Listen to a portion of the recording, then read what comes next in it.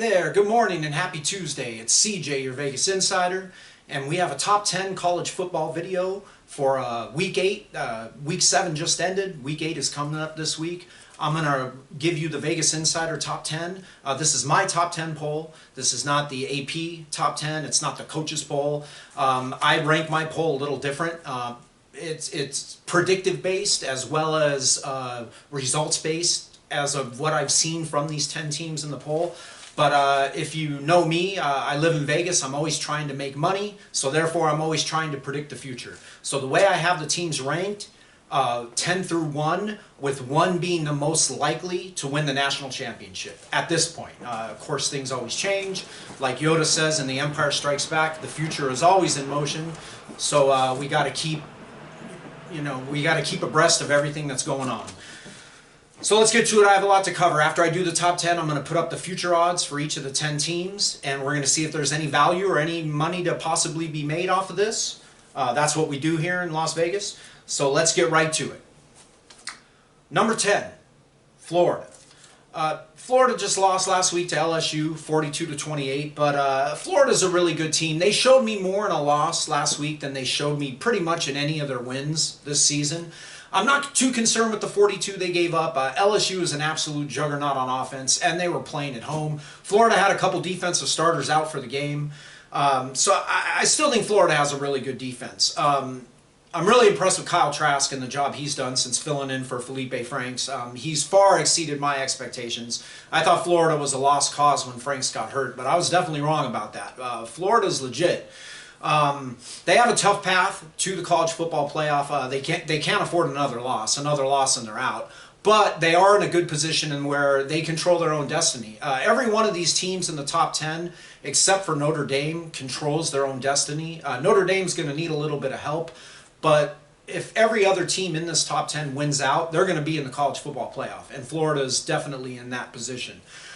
The one concern I have with Florida is they have a glaring roster weakness that concerns me. The offensive line cannot move the line of scrimmage whatsoever. And that's not a problem you're going to fix through coaching.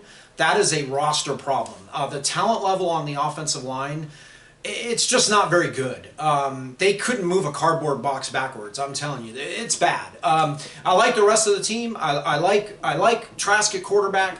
I like the skill position players. I love the defense, especially if that defense gets healthy. Like I said, they had a couple starters out in the LSU game.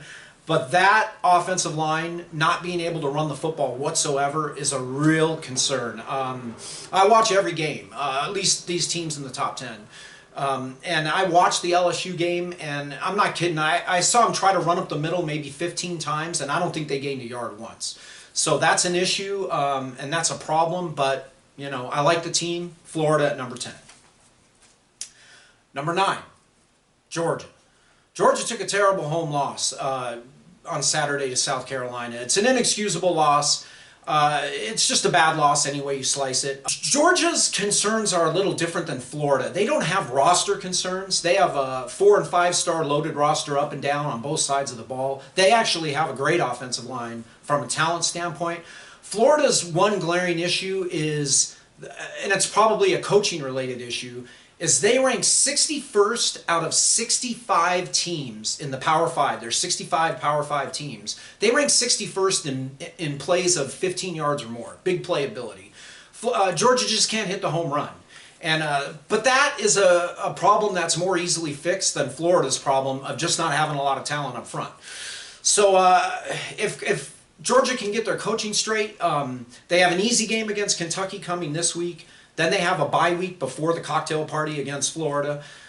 If they can resolve those issues in the bye week and get some offensive firepower going, Georgia's a contender. They're still a legit playoff contender. I know it was a bad loss, but they have one loss, but they control their destiny. They have a huge win over Notre Dame. If it comes down to them having one loss and Notre Dame having one loss for the playoff, well, they easily have that tiebreaker by beating Notre Dame head-to-head. So Georgia, like Florida, has everything to play for, and the cocktail party in a couple weeks is going to be a lot of fun. Number 8, Notre Dame. Notre Dame needs some help, but I really like this team. They did lose to Georgia on the road, but that's, even though Georgia lost to South Carolina at home, that is not a bad loss whatsoever. I like the way Notre Dame's playing. I like the way they're running the football. I like Ian Book at quarterback. I don't see any glaring weaknesses with this Notre Dame team. Would I have liked to have seen them beat Southern Cal by more than 3 points? Sure. I mean, beating them 30-27 is not a great result. Southern Cal is not a great team. They lost to BYU, for crying out loud. But that being said, I like the way Notre Dame's playing. I think they're going to win the rest of the games on their schedule. They play Michigan in 2 weeks on the road in the Big House. To me, though, they have a big advantage in that Michigan has to go to Penn State this week, whereas Notre Dame has a bye. So I think that's a huge advantage for Notre Dame. I like Notre Dame in that game, and then the rest of the schedule from that is just a cakewalk. They shouldn't lose another game the rest of the season. I expect Notre Dame to finish 11-1. Will that be good enough to make the playoff? A lot of experts will tell you no, that they can't make the playoff no matter what. To me, I just think that's crazy. I think Notre Dame's still a contender. They're going to need some help, though. If you're a Notre Dame fan, you need Georgia to lose another game because you lost head-to-head to them, and you both have one loss. And you need Oklahoma to start losing badly. The Big 12 is not very good. So it's possible the Big 12 could get left out of the playoff picture as long as Oklahoma doesn't go undefeated. The Pac-12 to me is pretty much out of it. The Pac-12 is just a garbage can of a conference. It's terrible. So if you're a Notre Dame fan, what you really need, Texas has 2 losses, so you're ahead of them. Texas is out. You need Oklahoma to lose and lose ASAP. Oklahoma doesn't have much on their schedule. We'll get to them in a minute. But Notre Dame's still very much alive. You just need a little bit of help. Number 7, Penn State. Penn State, they look great. They have a tremendous defense that lives in opposing offenses' backfields. I've watched Penn State basically play every game this season. I've really liked what I've seen, except for they have one glaring weakness as well. Well, maybe not glaring, but they have one weakness as well. The biggest problem I have with Penn State is they just fall asleep. They sleepwalk through games for long periods offensively. And now, that's kind of to be expected. There was a little bit of rebuild along the offense. They replaced one of their best quarterbacks in program history, Trace McSorley, with Sean Clifford. So, you know, he's still acclimating to the position, being the full-time starter. I know we are in week 6 now, but they have a freshman at running back, true freshman, you know, toting the ball at running back. So you are going to have those inconsistencies at times and those bumps in the road. But, you know, by the end of the season, hopefully they'll have that worked out. They'll be a little more consistent on the offensive side of the ball. But Penn State's a really good team, and their defense is phenomenal. They put a lot of heat on the quarterback. They live like I said, they live in the opposing offense's backfield. A lot of tackles for loss. Penn State's a really good team. What do they have on their schedule? It's favorable that they don't have to play Wisconsin from the interdivision. They do have to play Ohio State still, so, you know, that's an opportunity for a great win. We'll see how it goes from here, but as for right now, this week, the Vegas Insider top 10, we have Penn State at number 7. Number 6, Oklahoma. I probably should have Oklahoma higher on this list based on how I rank the top 10. I rank it in terms of predictive and as well as what I've seen on the field. Oklahoma has a really easy schedule. The Big 12 is not a very good conference. Oklahoma will be a big favorite in all the rest of their games, including the Big 12 championship game, whoever they play. I should probably have Oklahoma higher here. The reason I don't, we'll get to them. We'll get to the teams ahead of them and why I have those teams ahead of Oklahoma. The other thing is, if Oklahoma does take a loss, it's going to be a really bad loss compared to some of these other teams. What does Oklahoma have left on their schedule? They have Iowa State at home. They have at Oklahoma State. They have at Baylor, and that's it. I mean, they don't have much on their schedule. They beat Texas, but they beat a depleted Texas team. The entire secondary is basically out for Texas. The best player on defense got kicked out of the game for targeting, and you still only won by 7 points. So that gives me a little issue with Oklahoma. That being said, will Oklahoma run the table? Probably. They probably will, and I probably should have them higher than this. But I just think a loss is going to be pretty disastrous if they take one. Number 5, Wisconsin. I have Wisconsin ahead of Oklahoma just because, Wisconsin has a much tougher path than Oklahoma to the playoff in the fact that Wisconsin has to play at Ohio State. Could Wisconsin win that game? Sure. Will they be favored in that game? No. But the good thing for Wisconsin is even if they were to lose that game at Ohio State, they would still have everything to play for and everything in front of them. They could easily win the Big Ten West and still make the title game, get a rematch against Ohio State or Penn State, whoever, and win the Big Ten. The Big Ten winner and the SEC winner are going to be in the playoff. It's just that simple. The Big Ten has been a very impressive conference. You have 3 teams who play elite defenses in that conference. Penn State, Ohio State, and Wisconsin, with a 4th, Iowa, who's very, very good on the defensive side of the ball. So there's no way the Big Ten champ is getting left out of the playoff this year. It's just not happening. So even though Wisconsin has a tougher path than Oklahoma, I'm going to put them ahead of Oklahoma just based on the defense. They've allowed 29 points in 6 games. That is absolutely staggering. That's less than 5 points a game. And the defense has scored as many points all season as it has given up. Let's let that sink in for a second. Wisconsin has given up 4 touchdowns all season on defense. They've scored 4 touchdowns on defense this season. We're seeing historic things from this defense. I've been following college football for over 30 years. It's my second favorite sport behind college basketball. I've been betting it for 15 years, easy. And I bet it. I've been living in Vegas full time and betting it for 5 years.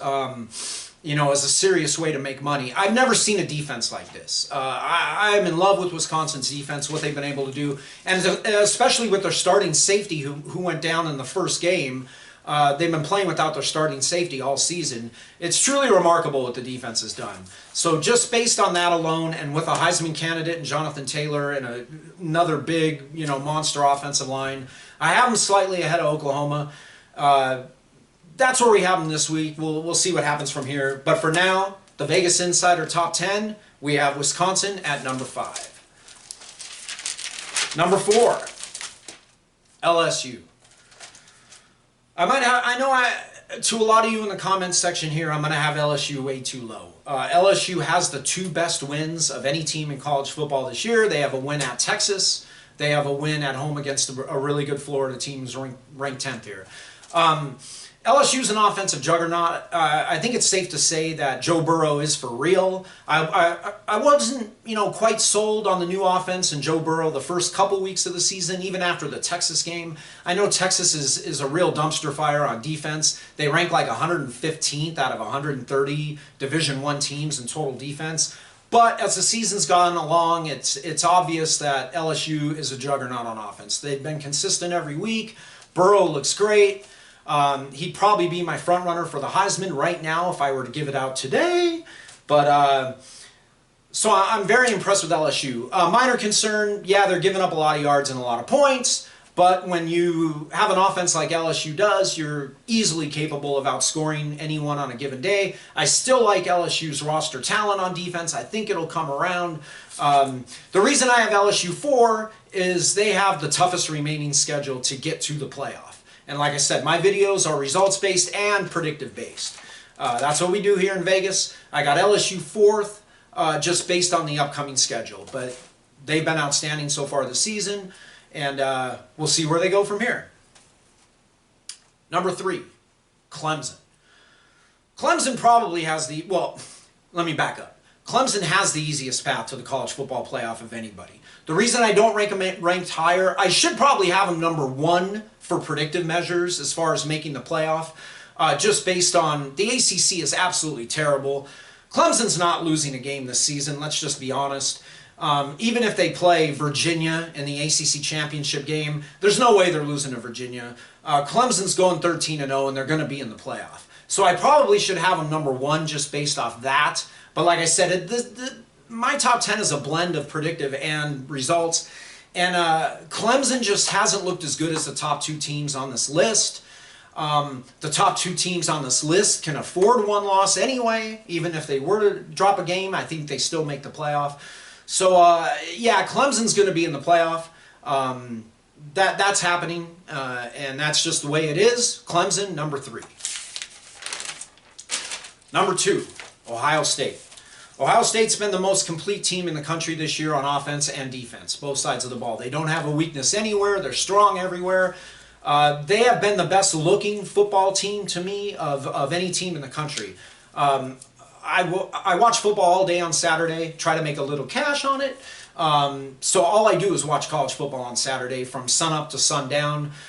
And Ohio State's been the best looking team to me overall, complete football team so far this year. There's really nothing else to say about it. The reason I don't have them number one, the reason I have them number two, is they still have some tough games on the schedule. They have more of a chance to lose a game than who I have at number one. They got Wisconsin at home. They still got to play Penn State. They still got to play at Michigan. So, you know, they have some tough games, but Ohio State's been great, and you're sitting at number two in the Vegas Insider poll because you're an excellent team. Number one, Alabama. Now, I know a lot of people are going to have issue with this, with the way the defense has been playing, with the amount of points and yards they've been giving up. Feel free to type in the comments if you don't like this pick at number one. Let me know why you'd have Ohio State or Clemson or someone else at number one. But look, I'm going to tell you why Alabama is my number one. I'm not an Alabama fan. I'm a fan of whoever I have money on. This is what I do. This is what I do for a living. My favorite team is whoever I have money on this week or this year in a future bet this season, this week in a game, whatever. Whoever can make me the most money is my favorite team. I am not an Alabama fan whatsoever. I have Alabama at number one for two reasons. Tua and Saban. As long as Nick Saban's wearing the headset on the sidelines, you can give me Alabama against anybody. And I'm not alone in that. I guarantee you, if Alabama played any of these other teams on this list on a neutral field tomorrow, Vegas would set the line as Alabama being favored. If they played Ohio State, if they played probably even Clemson, I would think at this point based on what we've seen this year, and definitely if they played any team below that, Oklahoma, Wisconsin, Georgia, whoever, Alabama, even LSU, Alabama would be a favorite on this list. There's a reason for that. The bookmakers in this town, they're not idiots. They know what they're talking about. They make billions of dollars a year setting up sports betting for, people like me and you to lose their money because they know more than we do. So anyway, I'm going to ride with that. I'm going to ride with the tide on that, no pun intended. And I have Alabama number one. Like I said, until you prove me otherwise, I'm going to go with Tua. I'm going to go with Saban. I like their schedule because they have LSU at home. One thing to understand here is that a lot of this is going to shake itself out. Alabama plays LSU in a few weeks. The game is in Tuscaloosa, so I like Alabama. That's why I have Alabama 1 and LSU 4. Like I said, LSU's body of work is better than Alabama's right now. But when they play in a few weeks, you're going to give me the tide in that game. Chances are I'm probably going to bet Alabama in that game. LSU hasn't beaten Alabama in forever. Saban owns LSU. And until it happens, I'm just going to keep going with that trend. So give me the tide, number one. And that is our Vegas Insider Top 10 for this week, October 14th, 2019. And now I want to finish the video putting up the future odds of these 10 teams I've just listed for you. A big part of what I do is obviously betting on the games and making money, and a big part of that is betting the future lines. That's really how you hit the home runs and can make a lot of money. Unfortunately, when you get this far in the season, we're in week 8, it's really hard to make money on the futures because Vegas knows who's good and who's not good by now. So the key is to shop the lines to find the absolute best line in town on the team you're looking at. So I've done that for you. I have every single sportsbook app on my phone. I know every odd that every sportsbook in this city is putting up. So I can find you the best value, and that's how I make money, is by shopping the best lines on the futures. So let's go ahead and put the futures on the screen here. I'm going to go ahead and run them down for you. The two that stand out to me here are two long shots, but they are two top 10 teams. And I think whether you're playing it for value or just playing it for fun, maybe as a risk a little to win a lot kind of thing, I really like Florida and I really like Notre Dame. Now, I just talked about in this video how Florida has a glaring talent issue on the offensive line. But at 1,000 to 1, and by the way, that's only at the Westgate are they 1,000 to 1. I think the highest I've seen outside of that is maybe 300 to 1 somewhere. But you can go to the Westgate and get Florida at 1,000 to 1. Why do I like 1,000 to 1? Why do I think there's some value with that astronomical of odds on Florida? One, they control their own destiny. If they win out, they're going to be in the championship picture, the playoff, college football playoff. Because if they win out, it means they beat Georgia. It means they win the SEC East. You play in the SEC East, they would play either Alabama or LSU most likely. And if they win that game, they're a slam dunk lock to be in the playoff. So yes, it's a long shot, but at 1,000 to 1, if you're a Florida fan and you're either in Las Vegas, going to be in Las Vegas for a vacation, or you live, in the state of Nevada or Las Vegas, get down to the Westgate, maybe throw a 10 spot or a 20 on Florida. $20 would win you 20,000. It gives you something to root for. It makes for a lot of fun when you're watching the cocktail party in a couple weeks. So I think there's value there. Is it going to win? Probably not, but it's an exciting bet. I like it. The other one on the screen that I like is Notre Dame here. I like Notre Dame at 200 to 1. The reason why is I think Notre Dame's going to win out. I think they're going to win out and finish 11-1. I think they're going to beat Michigan in a couple weeks. Like I was talking about earlier in the video, I love the fact that they have a bye this week and Michigan's got a very tough road game at Penn State. A game they probably won't win, but they're going to be, regardless, they're going to be a little beat up from that game. I know Michigan has the game at home, but I'm liking Notre Dame in that game. Now, obviously, if Notre Dame loses that game, their season's over. Period, kaput, kablooey. There's no chance they make the playoff if they lose that game. But I think they're going to win. The rest of their schedule's a cakewalk after that.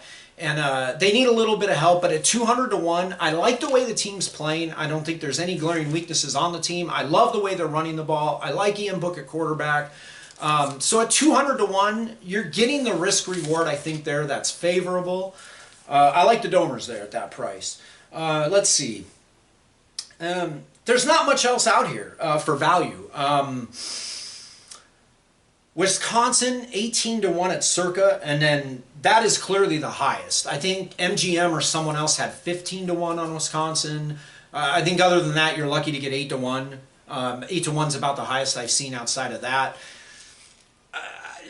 I don't know if there's value at 18 to 1. I'm a little concerned about their offense. Wisconsin, like Penn State, they tend to get a little pedestrian on offense. If you're the kind of coach that takes away the opposition's, what they do best, if you're like a Nick Saban and you're playing against Wisconsin, I'm confident you can take away Jonathan Taylor and make Jack Cohn beat you.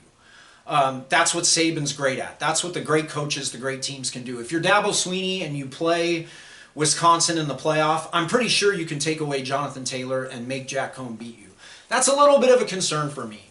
I have a future on Wisconsin, so I hope they win the whole thing. I bet them when the season started at 300 to 1. Full disclosure right now, I have Wisconsin at 300 to 1.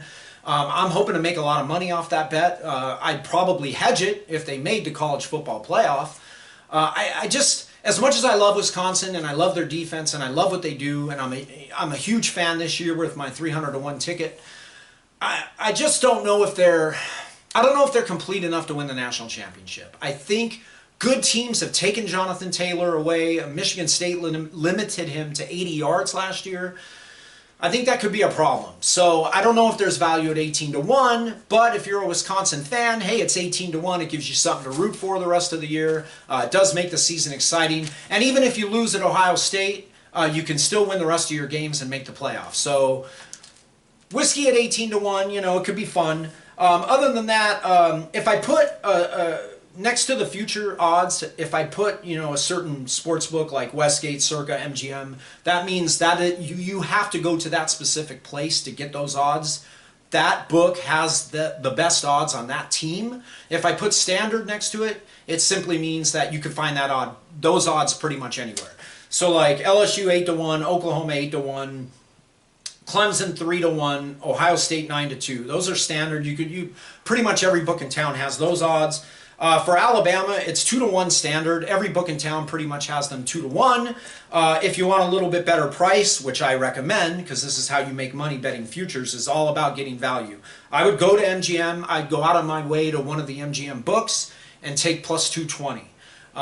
It doesn't sound like a lot, getting plus 220 instead of plus 200, but it makes a big difference. And if you do this for a living, that's the difference between, you know, eating spam and eating, you know, at the steakhouse. It really does make that big of a difference. So anyway, that's about all I see I really like. I just don't think there's value in Oklahoma at 8-to-1. I don't think there's value in LSU at 8-to-1. But let's be clear here. Will the national champion come from the top three, Alabama, Ohio State, and Clemson? I would say almost certainly. In my opinion, I would say I would give a percentage chance of about 65 to 70% that the national champion this year is one of those three teams: Alabama, Ohio State, or Clemson.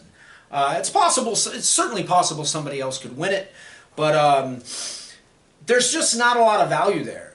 Plus 220, 9-2, and 3-1. There's just no way to make money there. So if you're going to play, I think you're going to play the Longshots for fun. You know, Notre Dame 200-1 for fun. Florida 1,000-1 for fun, and just hope they can knock off Georgia in a couple weeks. And maybe Wisconsin 18-1 at Circa, and just hope that defense keeps crushing everybody. So anyway, that's it. That's my top 10 and future odds for Week 8 of the college football season. We'll have another video up shortly. I'm going to actually start doing my college basketball series preview, in-depth previews of the top 25 college basketball teams I have ranked going into the season. The season starts in about 3 weeks. And actually, college basketball is my favorite sport. I make more money. I'm better at college basketball than college football. I do okay at college football, but nowhere near as well as college basketball. So I'm excited for that. I'm going to start that preview series coming up. Thanks for watching, and have a great Monday.